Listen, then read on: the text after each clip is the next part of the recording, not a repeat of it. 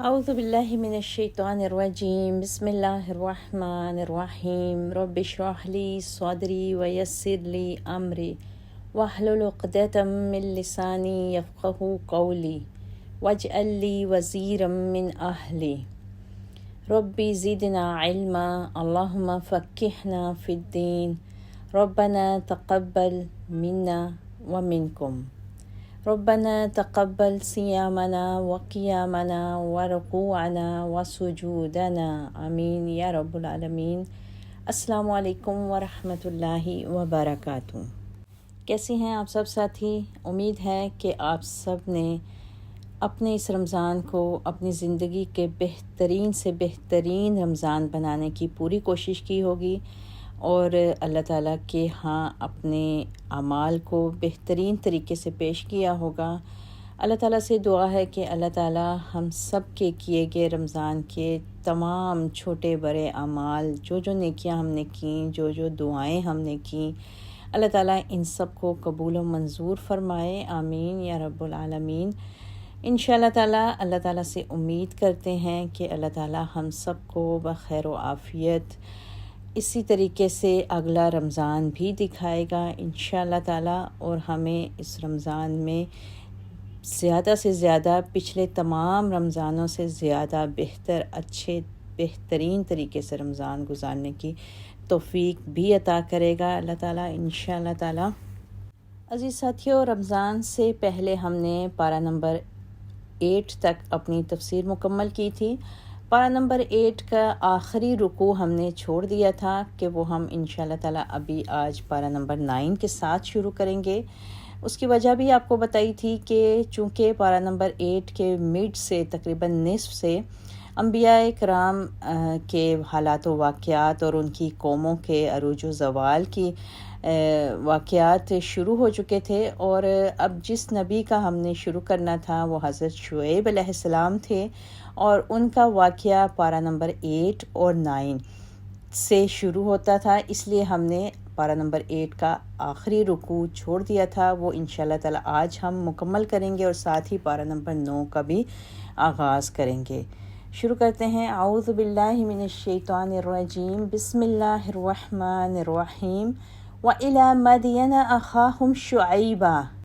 اور اہل مدین کی طرف ہم نے ان کے بھائی شعیب علیہ السلام کو بھیجا۔ اس نے کہا، اے میری قوم، اللہ کی عبادت کرو، تمہارے لیے اس کے سوا کوئی الہ نہیں۔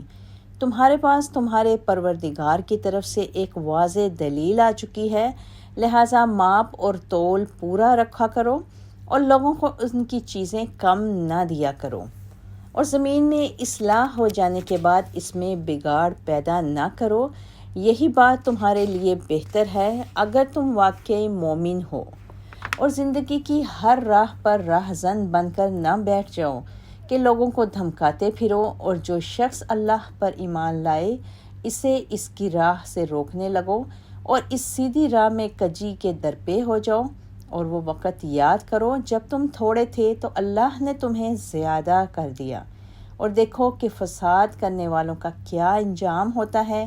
اور اگر تم میں سے ایک فریق ایسا ہے کہ جو کچھ مجھے دے کر بھیجا گیا ہے اس پر ایمان لے آیا، اور دوسرا فریق ایمان نہیں لایا، تو صبر کرو تاؤں کہ اللہ ہمارے درمیان فیصلہ کر دے،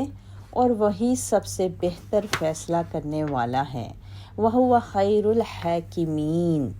اس سے پہلے اس پارے میں ہم نے سیدنا ابراہیم علیہ السلام، حضرت موسیٰ علیہ السلام، حضرت لوط علیہ السلام اور حضرت نوح علیہ السلام کی قوموں کے حالات و واقعات پڑھے۔ اب یہاں سے آیت نمبر 85 سے حضرت شعیب علیہ السلام کی قوم کے حالات و واقعات بیان ہو رہے ہیں۔ حضرت شعیب کا علاقہ مدین کا علاقہ تھا۔ مدین کا علاقہ حجاز کے شمال مغرب اور فلسطین کے جنوب میں بحر احمر اور خلیج عقبہ کے کنارے پر واقع تھا، اور جو تجارتی قافلے یمن سے ساحل سمندر کے ساتھ راستہ اختیار کر کے شام اور فلسطین جاتے تھے، نیز جو قافلے مصر سے اسی غرض کے لیے جاتے تھے، ان کے راستے میں پڑتا تھا۔ بلکہ اس قوم کی بستیاں ان دونوں تجارتی شاہراہوں کے چوراہوں میں واقع تھیں، لہٰذا یہ پورے کا پورا علاقہ ایک تجارتی مرکز بن چکا تھا، اور مدین کے لوگ سیدنا ابراہیم علیہ السلام کے بیٹے مدیان کی اولاد سے تعلق رکھتے تھے، اسی نسبت سے انہیں آل مدین اور ان کے علاقے کو مدین یا مدیان کہا جاتا تھا۔ یہ لوگ دین ابراہیم علیہ السلام ہی کے ماننے والے ہونے کا دعویٰ کرتے تھے، مگر زمانے کی حالات و واقعات کی وجہ سے ان میں بھی کئی اعتقادی اور اخلاقی بیماریاں پیدا ہو چکی تھیں۔ اعتقادی خرابیوں میں سب سے بڑی خرابی تو یقینی طور پہ شرک تھی، جو اکثر اقوام میں پایا جاتا ہے، اور شرک کا اصل سبب اللہ کی حقیقی جو معرفت ہوتی ہے وہاں سے ناواقفی کی وجہ سے ہوتی ہے، اور یہ سب جہالت کی وجہ سے مبنی ہے۔ اور دوسری اخلاقی بیماری جو ان میں تھی کہ اپنے تجارتی کاروبار میں ہر طرح کی ہیرا پھیریاں کرتے تھے، جھوٹ بول کر مال بیچتے تھے، کسی کی مجبوری سے فائدہ اٹھانا اور کسی کو دیتے وقت کم دینا اور لیتے وقت زیادہ لینا، غرض تجارت میں ہر طرح کی بددیانتی یہ قوم کرتی تھی۔ اور کسی کو چیز دیتے وقت ماپ یا تول میں کیا کیا ہتھ کنڈے استعمال کیے جا سکتے ہیں جس سے لینے والے کو معلوم بھی نہ ہو سکے کہ اسے مطلوبہ چیز کم ملی ہے، یا اور اس کے برعکس بھی۔ یہ ایسے معروف طریقے ہیں جن سے ہماری قوم بھی خوب واقف ہے۔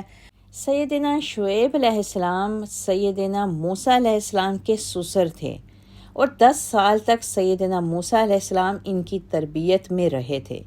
آپ پہلے نبی ہیں جو سیدنا ابراہیم علیہ السلام کی وفات کے تقریباً 600 سال بعد اہل مدین کی طرف بھیجے گئے تھے۔ چونکہ یہ لوگ اپنے آپ کو سیدنا ابراہیم علیہ السلام کے دین کے پیرو سمجھتے تھے، لہٰذا سیدنا شعیب علیہ السلام نے انہیں مخاطب بھی اسی بات کا لحاظ رکھتے ہوئے کیا اور فرمایا کہ تمہارے پاس تو واضح دلیل یعنی سیدنا ابراہیم علیہ السلام کے جو صحیفے ہیں اور تعلیمات ہیں وہ تو آ چکی ہیں، پھر تم کیسے شرک میں مبتلا ہو گئے اور یہ تجارتی لین دین میں دغا بازیاں کیوں کرتے ہو، اور اللہ اور اس کے بندوں دونوں کے حقوق کو تلف کر کے زمین پر فساد برپا کرنے کا موجب بھی تم بن جاتے ہو۔ لہٰذا انہوں نے ان کو انہی کے نبی کی شریعت کے ساری تعلیمات کا حوالہ دے کے ان تمام غلط کاموں سے، ان تمام اخلاقی برائیوں سے، خاص طور پہ شرک اور تجارت کے لین دین میں جو وہ دغا بازیاں کرتے تھے ان سے روکنے کی پوری کوشش کی۔ پھر ان آیات میں بتایا گیا کہ وہ کیا مزید اور کیا کام کرتے تھے کہ راستے میں راہزنی کرتے تھے۔ نمبر 1 تو اس میں یہ چیز آ جاتی ہے کہ تجارتی راستوں پر بیٹھ کر وہ ان قافلوں کو لوٹتے تھے جو ان کے علاقوں سے گزرتے تھے۔ پھر یہ لوٹنا بھی کئی قسم کا ہوتا تھا۔ ایک تو عام صورت یہ تھی کہ جیسے کوئی راہزن کسی کمزور کا مال چھین لیتا تھا، دوسرے تجارتی منڈی میں پہنچنے سے پہلے ہی اس کا مال کا سودا کر لیا جاتا تھا، جبکہ اس راہزن مال والے شخص کو کچھ بھی نہیں دیا جاتا تھا اور وہ بیچارہ خالی ہاتھ رہ جاتا تھا۔ اور دوسرا طریقہ وہ راہزنی کا اس طرح بھی وہ کرتے تھے کہ راستے میں سے ہی کسی سے کوئی مال خریدتے تو وہ بہت کم بھاؤ پہ خریدتے تھے، اور اس کو بالکل بھی یہ ظاہر نہیں ہونے دیتے تھے کہ اصل ان کی جو منڈی ہے اس میں اس کی اصل قیمت کیا ہے۔ راستے میں سے ہی وہ مال سستا خرید کے اور پھر وہی سامان لے جا کر اپنی منڈی میں جا کر مہنگے داموں پہ اس کو بیچ دیتے تھے، اور اس طریقہ کار کو بھی سختی سے منع کیا گیا ہے۔ یہ بھی مال لوٹنے کے مترادف ہے، اور اس سے رسول اللہ صلی اللہ علیہ وسلم نے سختی سے منع فرمایا ہے۔ پھر ان آیات میں یہ بھی بتایا گیا کہ وہ لوگ جو تھے اس قوم کے ماننے والے، جن لوگوں نے ایمان لے آئے تھے اپنے نبی پر، ان کو ڈراتے دھمکاتے تھے،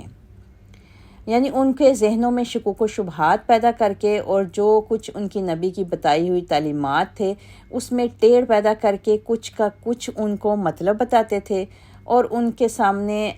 ہر قسم کی ایسی چالیں چلتے تھے اور ایسی حرکتیں کرتے تھے کہ وہ لوگ اپنے نبی کے لائے ہوئے تعلیمات سے ہٹنے لگیں اور اس پر یقین نہ کریں۔ چنانچہ مشرکین مکہ نے بھی آپ صلی اللہ علیہ وسلم کی راہ روکنے کے لیے ایسے ہی تمام حربے استعمال کیے تھے جو گزشتہ قومیں اپنے لوگوں کے ساتھ کر چکی تھیں۔ پھر اس کے بعد ان آیات میں ایک اور ان لوگوں کا طریقہ کار بتایا گیا کہ وہ لوگ کیسے لوگوں کو دین کے راستے سے روکتے تھے۔ وہ یہ کرتے کہ شہر کے داخل ہونے والے راستوں پر بیٹھ جاتے، اور جو بھی مسافر یا راہگیر وہاں سے گزرتے شہر میں داخل ہونا چاہتے، انہیں سیدنا شعیب علیہ السلام کے پاس جانے سے روکتے بھی تھے، بہکاتے بھی تھے اور دھمکاتے بھی تھے، اور کہتے کہ یہ شخص دغاباز اور فریبی ہے، اس کا کہنا نہ ماننا، نہ اس کی چالوں میں ہی آنا، اور آپ کی تعلیم اور شریعت میں سینکڑوں قسم کی جاہلانہ نکتہ چینیاں کرتے تھے اور عیب لگاتے تھے۔ اور سیدنا شعیب علیہ السلام پر ایمان لانے والے جو تھوڑے بہت لوگ تھے، ان پر وہ طرح طرح کی سختیاں کرتے تھے کہ وہ ان کے دین سے باز آ جائیں۔ سیدنا شعیب علیہ السلام نے ان لوگوں کو بڑے نرم الفاظ میں پہلے اللہ کے ان احسانات کو یاد دلائے جو اللہ تعالیٰ نے ان پر کیے تھے، پھر فرمایا کہ اگر چند لوگ ایمان لے آئے ہیں تو انہیں پریشان کیوں کرتے ہو؟ ہم میں سے جو بھی جھوٹا ہے اللہ اس سے خود نبٹ لے گا، تھوڑی دیر صبر تو کیا کرو اور اللہ کے بہترین فیصلے کا انتظار کرو، وَهُوَ خَيْرُ الْحَاكِمِينَ، اور وہی سب سے بہتر فیصلہ کرنے والا ہے۔ قال الملأ الذين استكبروا من قومه، آیت 88۔ اس قوم کے متکبر سرداروں نے کہا، شعیب ہم تجھے اور ان لوگوں کو جو تیرے ساتھ ایمان لائے ہیں اپنی بستی سے نکال دیں گے، یا پھر تمہیں ہمارے دین میں واپس آنا ہوگا۔ شعیب علیہ السلام نے کہا، خواہ ہم اسے ناپسند کرتے ہوں تو بھی، اور اگر ہم تمہارے دین میں دوبارہ چلے جائیں تو اس کا مطلب یہ ہوگا کہ ہم نے اللہ پر جھوٹ باندھا تھا، جبکہ اللہ اس سے ہماری نجات دے چکا ہے۔ ہم سے یہ ممکن نہ ہوگا کہ ہم اس میں دوبارہ چلے جائیں، الا یہ کہ ہمارے پروردگار ہی کی طرف سے ایسی مشیت ہو۔ ہمارے پروردگار نے علم سے ہر چیز کا احاطہ کر رکھا ہے، ہم اللہ ہی پر بھروسہ کرتے ہیں۔ پھر انہوں نے دعا کی، اے ہمارے پروردگار، ہمارے اور ہماری قوم کے درمیان انصاف سے فیصلہ کر دے، اور تو ہی سب سے بہتر فیصلہ کرنے والا ہے۔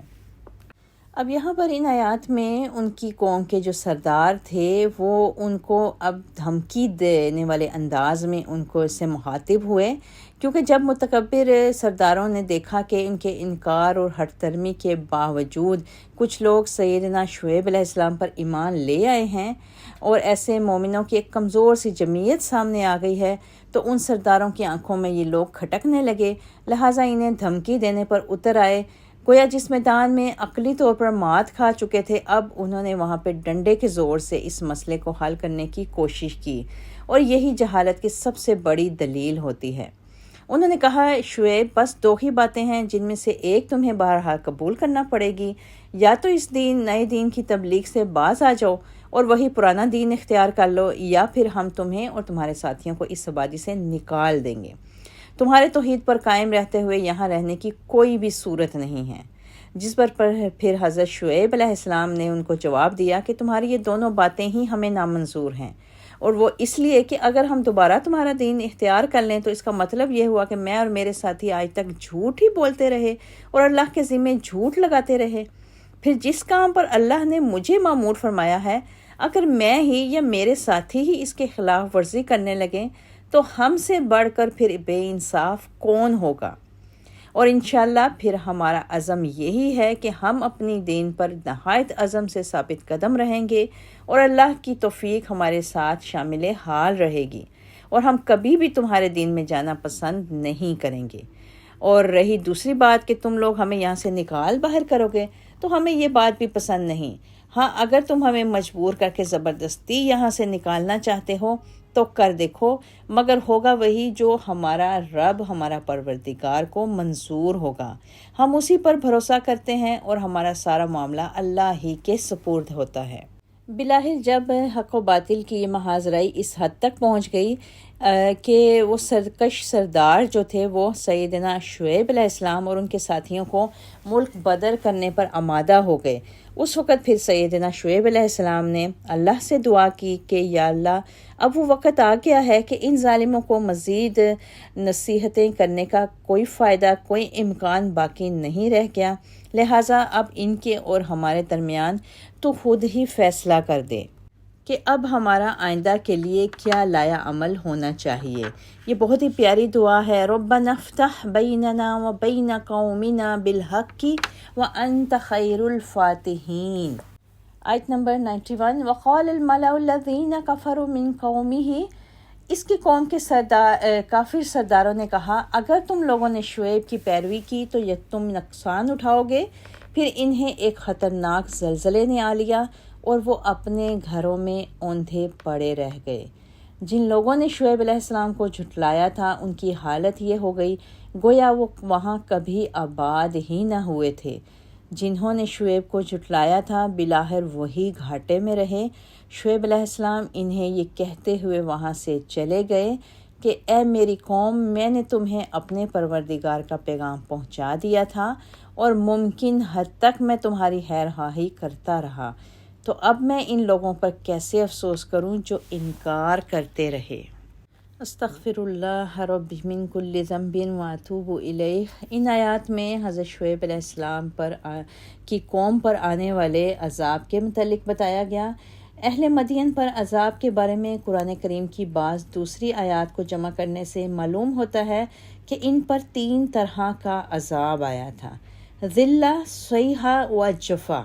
یعنی ان پر پہلے ایک ایسا بادل چھا گیا جس میں سے آگ کے شعلے اور چنگاریاں نکلنے لگیں،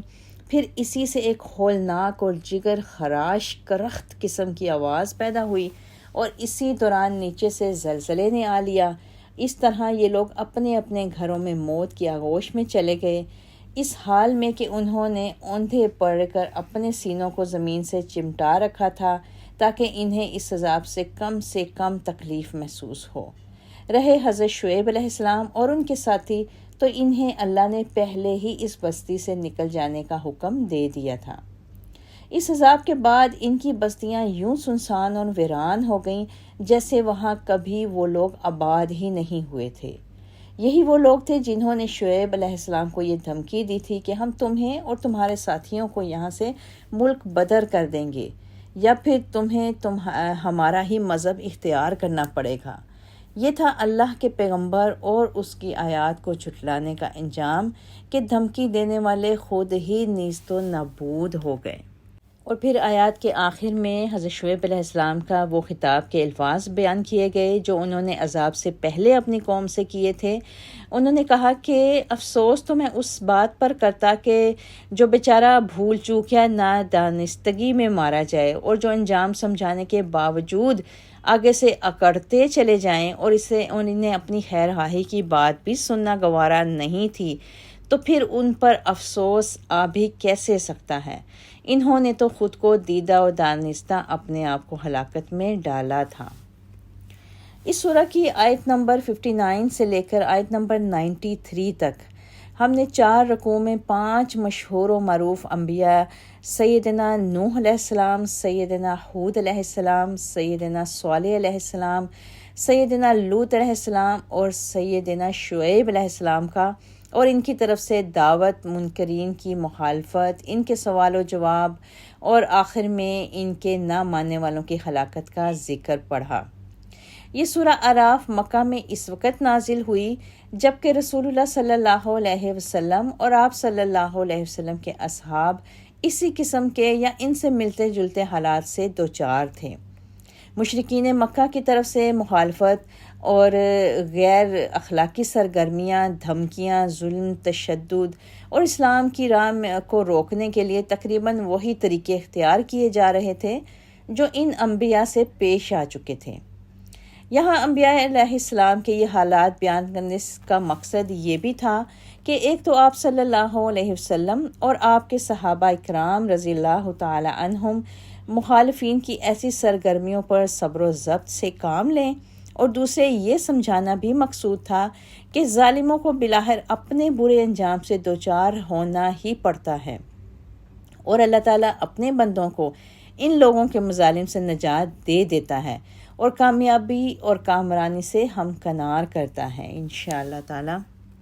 ان تمام انبیاء کرام کا الگ الگ اور تفصیلی ذکر کرنے کے بعد ہمیں اس چیز کو اپنے ذہن میں ضرور یاد رکھنا چاہیے کہ اللہ تعالیٰ نے ان تمام واقعات میں اپنی سنت کا ایک ضابطہ بیان فرمایا ہے، اور وہ یہ ہے کہ جب بھی کوئی نبی کسی بستی میں بھیجا جاتا ہے اور وہ لوگوں کو اللہ کی طرف دعوت دیتا ہے تو اس دعوت کی مخالفت کی جاتی ہے، اور اکثر لوگ اس دعوت کو قبول کرنے سے انکار کر دیتے ہیں، تو ہم ان منکرین پر ہلکے ہلکے عذاب بھیجتے ہیں، مثلا قحط اور خشک سالی کا عذاب، یا کسی وبا اور بیماری کا عذاب، یا معمولی قسم کے زلزلے یا سیلاب کا عذاب، اور یہ عذاب ان لوگوں کو تنبیہ کے طور پر دیے جاتے ہیں تاکہ وہ اپنی حرکتوں سے باز آ جائیں اور اللہ تعالیٰ کی طرف رجوع کریں۔ پھر جب وہ ان تنبیہات کا کوئی اثر قبول ہی نہیں کرتے تو پھر اللہ تعالیٰ انہیں خوشحالی کی آزمائش میں ڈال دیتے ہیں، ان کی افرادی قوت بھی بڑھ جاتی ہے، مال و دولت میں فراوانی ہو جاتی ہے، اور عیش و عشرت سے زندگی گزارنے لگتے ہیں، تو انہیں پہلے کے چھوٹے چھوٹے عذاب اللہ کی طرف سے کوئی تنبیہ پھر محسوس ہی نہیں ہوتے، اور وہ یہ بات سمجھنے لگتے ہیں کہ اچھے اور برے دنوں کا انبیاء کی دعوت کو قبول یا رد کرنے سے کیا تعلق ہے۔ یہ تو سب اتفاقات زمانہ یا گردش ایام کا نتیجہ ہے، اور ایسے اچھے اور برے دنوں سے ہمارے آباء و اجداد بھی دوچار ہوتے رہے ہیں۔ جب ان کی یہ کیفیت ہو جاتی ہے کہ انہیں کسی بھی حالت میں اللہ کی گرفت کا خطرہ محسوس نہیں ہوتا اور وہ دنیا میں مست اور مگن ہو جاتے ہیں، تو یہی وقت پھر اللہ کے اصل عذاب کا ہوتا ہے، اور اللہ تعالیٰ کا عذاب اس طرح یکدم ان پر آن پڑتا ہے کہ کسی کو اس طرح عذاب آ جانے کا پہلے احساس تک نہیں ہونے پاتا۔ یہ اللہ تعالیٰ نے اپنی سنت ان تمام حالات و واقعات میں ہمیں بیان کی ہے۔ آئیے ان آیتوں کا ترجمہ پڑھتے ہیں۔ وَمَا أَرْسَلْنَا فِي قَرْيَةٍ مِّن نَبِيٍّ، اور ہم نے جب بھی کسی بستی میں کوئی نبی بھیجا تو وہاں کے رہنے والوں کو سختی اور تکلیف میں مبتلا کیا تاکہ وہ عاجزی کی روش اختیار کریں، پھر ہم نے ان کی بدحالی کو خوشحالی میں بدل دیا، یہاں تک کہ وہ خوب پھلے پھولے اور کہنے لگے یہ اچھے اور برے دن تو ہمارے آباء و اجداد پر بھی آتے رہے ہیں، پھر یکدم ہم نے انہیں پکڑ لیا اور انہیں خبر تک نہ ہوئی، اور اگر یہ بستیوں والے ایمان لاتے اور اللہ کی نافرمانی سے بچتے تو ہم ان پر آسمان اور زمین کی برکات کے دروازے کھول دیتے، لیکن انہوں نے تو جھٹلایا، پھر ہم نے انہیں ان کی کرتوتوں کی پاداش میں دھر لیا۔ کیا یہ بستیوں والے اس بات سے نہ ڈر ہو گئے ہیں کہ رات کے وقت ان پر ہمارا عذاب آ جائے اور وہ سوئے ہوئے ہوں؟ یا وہ اس بات سے نہ ڈر ہو گئے ہیں کہ چاشت کے وقت ان پر ہمارا عذاب آئے اور وہ کھیل رہے ہوں؟ کیا یہ لوگ اللہ کی چال سے بے خوف ہو گئے ہیں؟ حالانکہ اللہ کی چال سے وہی قوم بے خوف ہوتی ہے جو نقصان اٹھانے والی ہو۔ جو لوگ ان بستیوں کے ہلاک ہونے کے بعد زمین کے وارث ہوئے، کیا انہیں یہ رہنمائی نہیں ملی کہ اگر ہم چاہیں تو ان کے گناہوں کے بدلے ان پر بھی مصیبت ڈال سکتے ہیں اور ان کے دلوں پر مہر بھی کر سکتے ہیں کہ وہ سن ہی نہ سکیں؟ یہ بستیاں ہیں جن کے احوال ہم نے آپ سے بیان کر دیے ہیں، ان کے پاس ان کے رسول واضح دلائل لے کر آئے تھے، مگر جس بات کو وہ پہلے جھٹلا چکے تھے اس پر ایمان لانا انہوں نے مناسب نہ سمجھا۔ اسی طرح اللہ تعالیٰ کافروں کے دلوں پر مہر لگا دیتا ہے۔ ان میں اکثر لوگ ایسے تھے جن میں ہم نے عہد کا لحاظ نہ پایا، اور ان میں سے اکثر کو فاسق ہی پایا ہم نے۔ اب ان آیات سے ہمیں ایک تو یہ بات معلوم ہوتی ہے کہ اللہ کی گرفت یا عذاب ایک دم اچانک آتا ہے، جبکہ کچھ لوگ جو ہوتے ہیں وہ مطلقاً اس بات سے بے خبر اور غافل ہوتے ہیں۔ ہاں، یہ عذاب دن کے وقت آئے جبکہ لوگ اپنے کاروبار، کام کاج یا کھیل و تفریح میں مشغول ہوں، اور یا پھر یہ رات کے وقت آ جائے جبکہ وہ غفلت کی نیند سو رہے ہوں۔ یعنی موت کی طرح اس عذاب کا بھی کوئی وقت مقرر نہیں ہوتا، بلکہ موت کے آثار تو بسا اوقات محسوس ہونے لگتے ہیں، مگر ایسی گرفت جو ہمیشہ ناگہانی کی طور پر آتی ہے۔ اور دوسری بات یہ کہ جب ان لوگوں میں بھی کوئی کفر اور سرکشی کی وہی امراض و علامات پائی جائیں جن کی بنا پر پہلی قوموں پر عذاب آیا تھا، تو آخر ان لوگوں پر عذاب کیوں نہیں آ سکتا؟ پھر کہا گیا کہ پھر ان لوگوں کے نہ ڈر ہونے کی کوئی معقول وجہ نہیں ہے، جبکہ یہ لوگ اپنے سے پہلی امتوں کو، اپنے سے پہلی قوموں پر آئے گئے عذاب کو دیکھ بھی چکے ہیں، سن بھی چکے ہیں، پھر ان کے نہ ڈرنے کی کیا وجہ ہے؟ پھر آگے آیتوں میں کہا گیا کہ اگر وہ چاہتے تو اپنے پیش رو، اپنے سے پہلے جو قوموں کے انجام ہوئے تھے ان سے عبرت حاصل کر سکتے تھے، اور یہ بات وہ خوب سمجھ سکتے تھے کہ جن جرائم کی پاداش میں پہلی قومیں ہلاک کی گئی ہیں، اگر ہم میں بھی وہ پائے جائیں گے تو پھر یقینی طور پر ہم پر بھی اسی طرح عذاب اور مصیبت نازل ہوگی، اور ہمارے دلوں پر بھی پھر ایسی ہی مہر لگ سکتی ہے جیسے ہمارے کان کوئی ہدایت کی بات سننے پر آمادہ ہی نہیں ہوتے۔ پھر آگے آیتوں کے آخر میں اللہ تعالیٰ نے بتایا کہ دلوں پر مہر کب اور کیسے لگتی ہے۔ اللہ تعالیٰ نے فرمایا کہ انسان کے دل پر مہر یوں لگتی ہے کہ وہ جس بات کا ایک دفعہ انکار کر دیتا ہے یا اسے جھٹلا دیتا ہے، پھر اسے کوئی نشانی دیکھنے سے یا کسی کے سمجھانے سے حقیقت سمجھ میں آ بھی جائے تو محض اس لیے اپنے پہلے سے کیے ہوئے انکار پر ڈٹ جاتا ہے کہ اس سے اس کی انا مجروح ہوتی ہے۔ جب کوئی انسان اس حالت کو پہنچ جائے تو اسے سمجھ لینا چاہیے کہ اس کے دل پر اللہ کی مہر لگنے کا وقت آ گیا ہے، اور آئندہ وہ حق بات تسلیم کرنے کے قابل ہی نہیں رہے گا۔ استغفر اللہ ربی۔ اور پھر ان آیتوں کے آخر میں اللہ تعالیٰ نے فرمایا کہ ان میں اکثر لوگ ایسے تھے جن میں ہم نے عہد کا لحاظ نہ پایا، اور ان میں سے اکثر کو ہم نے فاسق ہی پایا۔ اب یہاں پہ عہد سے مراد وہ فطری عہد بھی ہو سکتا ہے جو انسان کی سرشت میں موجود ہے، اور یہ عہد یعنی الستو بربکم کے نام سے مشہور ہے، جس کی روح سے ہر انسان نے اللہ تعالیٰ سے عہد کیا تھا کہ وہ اپنے پروردگار کے سوا کسی دوسرے کو اپنا معبود نہیں بنائے گا۔ اور دوسرا یہ کہ وہ عہد وہ بھی ہو سکتا ہے جو انسان دوسرے انسانوں سے کرتا ہے، خواہ یہ لین دین کے معاملات سے تعلق رکھتا ہو یا نکاح و طلاق کے معاملات سے،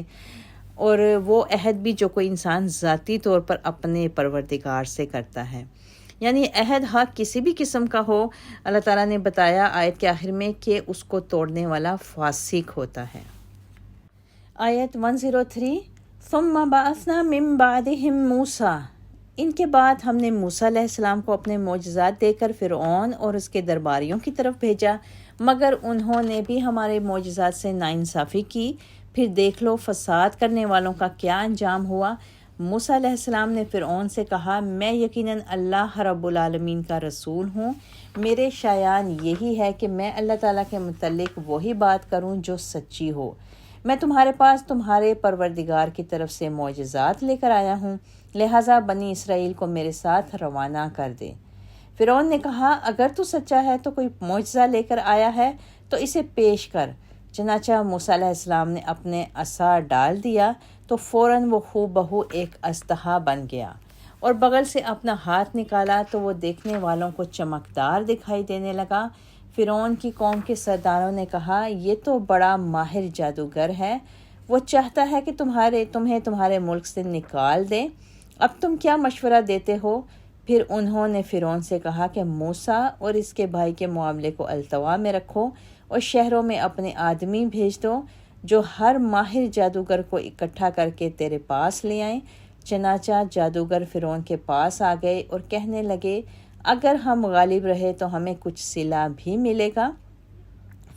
فرعون نے کہا، ہاں، اور میرے دربار میں منصب بھی ملیں گے۔ پھر مقابلے کے وقت جادوگر کہنے لگے، موسیٰ تم ڈالتے ہو یا ہم ڈالیں؟ موسیٰ علیہ السلام نے کہا، تم ہی ڈالو۔ پھر جب انہوں نے اپنی رسیاں پھینکیں تو انہوں نے لوگوں کی آنکھوں پر جادو کر دیا اور انہیں دہشت زدہ کر دیا اور بڑا زبردست جادو بنا لائے۔ ہم نے موسیٰ علیہ السلام کی طرف وحی کی کہ اب تو بھی اپنا عصا ڈال۔ عصا کا پھینکنا تھا کہ وہ اژدہا بن گیا، فوراً ان کے چھوٹے شعبدے کو نکلنے لگا۔ چنانچہ حقیقت ثابت ہو گئی اور جو کچھ ان جادوگروں نے بنایا تھا وہ ملیا میٹ ہو گیا۔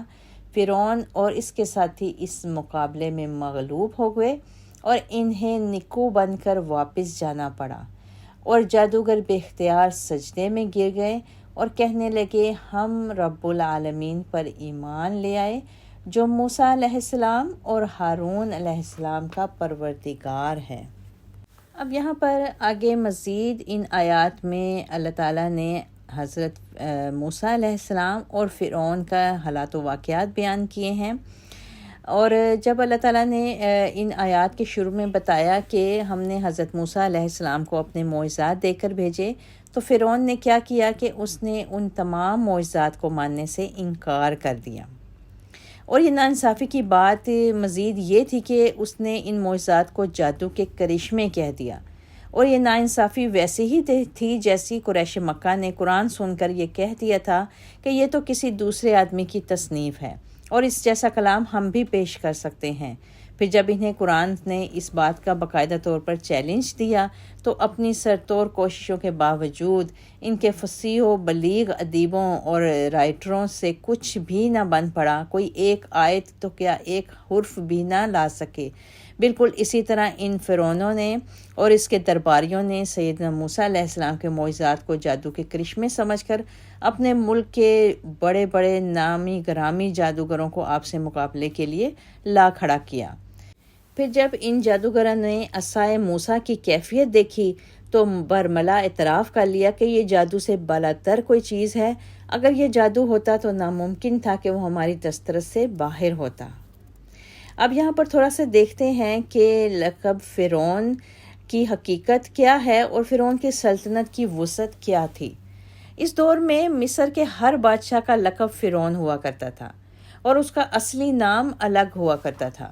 فرعون کے لقب کے پیچھے یہ تصور کارفرما تھا کہ سب سے بڑے دیوتا سورج کی روح جو ہے وہ بادشاہ کے جسم میں حلول کر گئی ہے، اس لحاظ سے وہ بادشاہی زمین میں اسی سبب سے بڑے دیوتا یا مہا دیوتا جو کسے کہتے ہیں اس کے جسمانی مظہر ہوتا ہے۔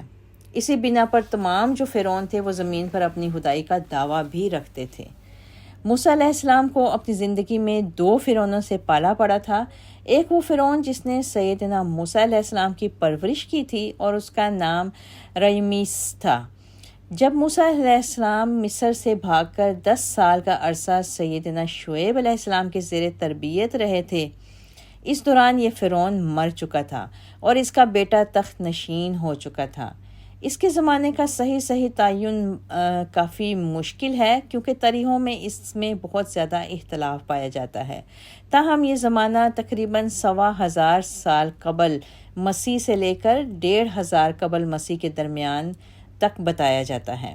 جس فرعون کے سامنے سیدنا موسیٰ علیہ السلام اپنے معجزات لے کر گئے تھے، یہ وہی رئیمیس کا بیٹا تھا جس کی سلطنت بڑی وسیع تھی اور جو شام سے لے کر لیبیا تک اور بحر روم کے سوا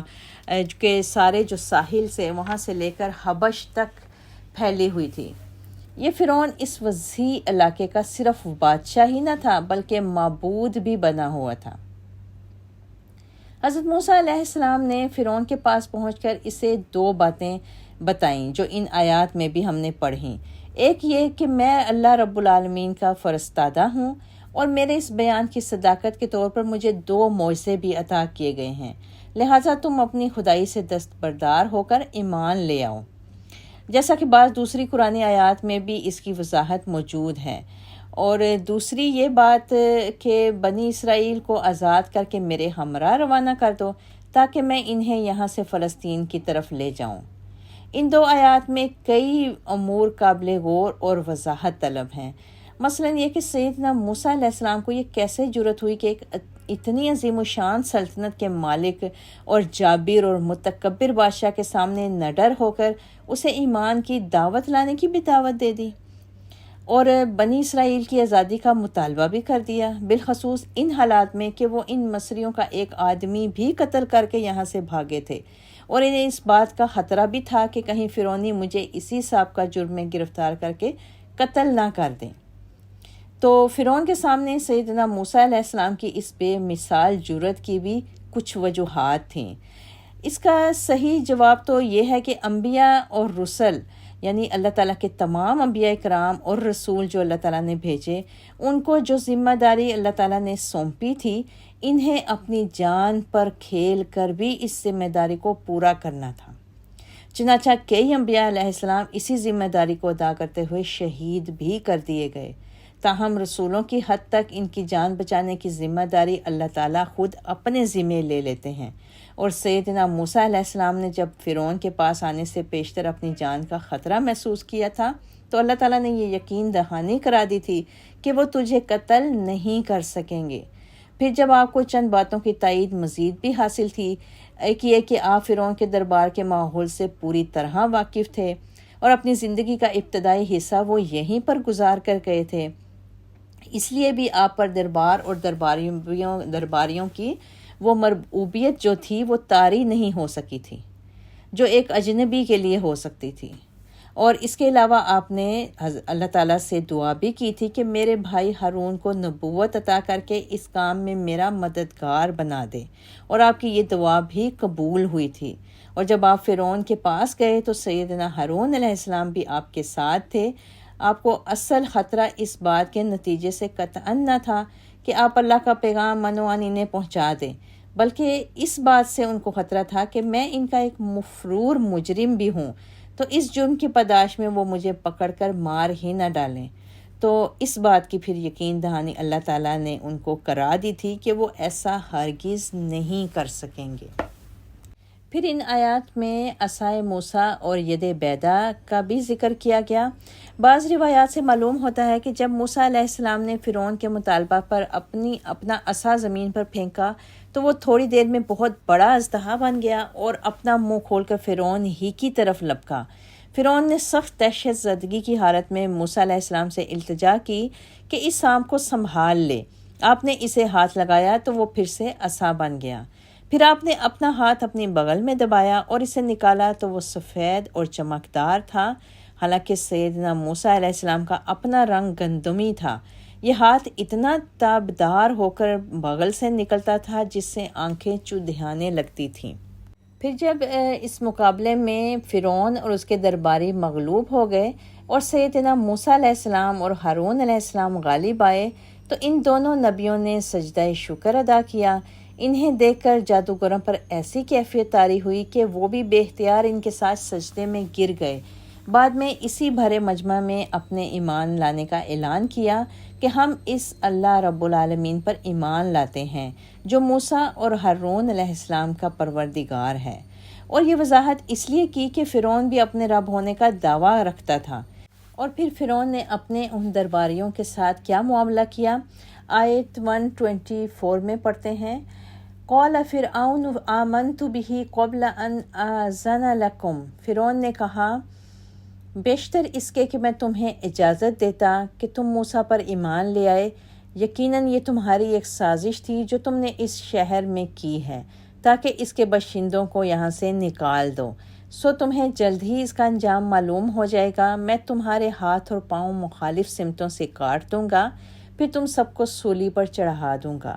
جادوگر کہنے لگے ہم یقیناً اپنے پروردگار کی طرف لوٹ کر جانے والے ہیں، اور وہ ہماری کون سی بات تجھے بری لگی ہے بجز اس کے کہ جب ہمارے پاس پروردگار کی نشانیاں آ گئی ہیں تو ہم ان پر ایمان لے آئے ہیں۔ پھر انہوں نے دعا کی کہ اے ہمارے پروردگار، ہم پر صبر کا فیضان کر اور اس حال میں موت دے کہ ہم فرما بردار ہوں۔ اور فرعون کی قوم کے سردار فرعون سے کہنے لگے کیا تو موسیٰ اور اس کی قوم کو یوں ہی چھوڑ دے گا کہ زمین میں فساد مچاتے پھریں اور تجھے اور تیرے معبودوں کو چھوڑ دیں؟ وہ کہنے لگا میں ان کے بیٹوں کو مروا ڈالوں گا اور ان کی عورتوں کو زندہ رہنے دوں گا، اور ہمیں ان پر پوری قدرت حاصل ہے۔ موسیٰ علیہ السلام نے اپنی قوم سے کہا اللہ سے مدد مانگو اور صبر کرو، یہ زمین اللہ کی ہے اور وہ اپنے بندوں میں سے جسے چاہے اس کا وارث بنا دے، اور انجام خیر تو پرہیزگاروں ہی کا ہے۔ یہاں پر ان آیات میں اللہ تعالیٰ نے ان جادوگروں کی ایمانی جرت کا بیان دیا ہے اور فرمایا کہ ان جادوگروں کے ایمان کی کیفیت یہ ہو گئی تھی کہ وہ فرعون کی ہر سزا کو ہندہ پیشانی سے قبول کرنے پر آمادہ ہو گئے تھے، اور دوسری طرف وہی فرعون جو انہیں انعام و اکرام کے علاوہ اعلیٰ منصب دینے کا وعدہ کر رہا تھا، اس مقابلے کے فوراً بعد وہ ان کا جانی دشمن بن گیا تھا۔ فرعون نے حضرت موسیٰ کے خلاف ہونے کے لیے اپنی قوم کے آگے جتنی بھی تدابیر کی ان سب کا الٹا ہی اثر پڑا، اور بہت سے اسرائیلی سیدنا موسیٰ علیہ السلام پر ایمان لے آئے، یہاں تک کہ کچھ فرعونی بھی آپ علیہ السلام پر ایمان لے آئے۔ تو فرعونیوں کے لیے یہ ایک تشویشناک صورتحال پیدا ہو گئی۔ وہ فرعون سے کہنے لگے اس صورتحال پر سنجیدگی سے غور کرنا پڑے گا، کہیں یہ سب مل کر ملک میں بغاوت نہ کھڑی کر دیں اور تیرے علاوہ دوسرے کو اپنا معبود نہ بنا لیں۔ آگے پھر آیتوں میں بتایا گیا کہ پھر فرعون نے ان کو سزا دینے کا یہ طریقہ نکالا کہ اس نے اعلان کیا کہ وہ ان کے تمام بیٹوں کو مروا ڈالا کرے گا اور عورتوں کو زندہ چھوڑ دیا کرے گا۔ یعنی یہ بنی اسرائیل کو نبیوں کے قتل کی دوسری بار اللہ تعالیٰ کی طرف سے سزا ملی۔ بنی اسرائیل پر بیٹوں کے قتل کا عذاب یہ دو بار مسلط کیا گیا۔ پہلی دفعہ تو فرعون رمیز جس نے یہ ایسا آرڈر نافذ کیا تھا جب اسے نجومیوں نے بتایا تھا کہ بنی اسرائیل میں ایک بچہ پیدا ہوگا جو تیری سلطنت کا تختہ الٹ دے گا۔ چنانچہ فرعون نے بنی اسرائیل کے ہاں سب پیدا ہونے والے بیٹوں کے قتل کی مہم کا آغاز کیا، مگر جو کچھ اللہ کو منظور تھا وہ ہو کے رہا۔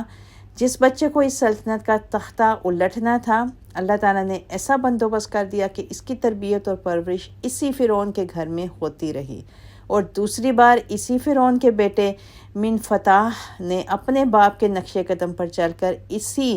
بیٹوں کی مہم، قتل کرنے والی مہم کو شروع کر دیا، جس کا مقصد یہ تھا کہ کچھ مدت بعد بنی اسرائیل کی نسل ہی ختم ہو جائے گی۔ وہ بنی اسرائیل کی عورتوں کو لونڈیاں بنا کر ان سے طرح طرح کی اجرت لیا کرتے تھے۔ اس طرح بذم خود ان لوگوں نے اپنی سلطنت کو اور اپنے آپ کو آنے والے خطرے سے بچانے کی تدابیر مکمل کر لی تھیں۔ جب بنی اسرائیل کو دوبارہ ایسی سخت آزمائش میں ڈال دیا گیا، وہ سخت پریشان ہو گئے اور سیدنا موسیٰ علیہ السلام سے فریاد کے طور پر کہنے لگے کہ تمہارے آنے سے پہلے بھی ہم پر یہی ظلم و ستم ہوتا رہا، اور اب تم پر ایمان لانے کے بعد بھی ہم پر دوبارہ وہی ظلم و ستم ہم سہ رہے ہیں۔ تو موسیٰ علیہ السلام نے انہیں صبر کی تلقین کرتے ہوئے فرمایا، اللہ تعالیٰ ایسے ظالموں کا ظلم توڑ کے رکھ دیتا ہے، بس تم اللہ سے مدد مانگتے رہو، عنقریب وہ تمہارے اس دشمن کو ہلاک کر کے تمہیں اس سرزمین میں حکومت عطا کرے گا۔ پھر تمہاری ایک دوسرے انداز سے آزمائش ہوگی۔ آج تمہاری آزمائشیں سختیوں اور مظالم سے ہو رہی ہے کہ تم صبر سے برداشت کرتے ہو یا نہیں۔ پھر تمہیں حکومت عطا کر کے دیکھے گا کہ تم حاکم بن کر کیسے کام کرتے ہو۔ واضح رہے کہ جس دور میں یہ سورت نازل ہوئی، اس دور میں صحابہ کرام بھی ایسے ہی مصائب و شدائد کی دور سے گزر رہے تھے، اور ان سارے حالات و واقعات کو صحابہ کرام کو بھی صبر کی تلقین کی وجہ سے ہی بیان کیا گیا ہے، اور ان کو آگے حکومت ملنے کا وعدہ بھی اللہ تعالیٰ نے فرمایا۔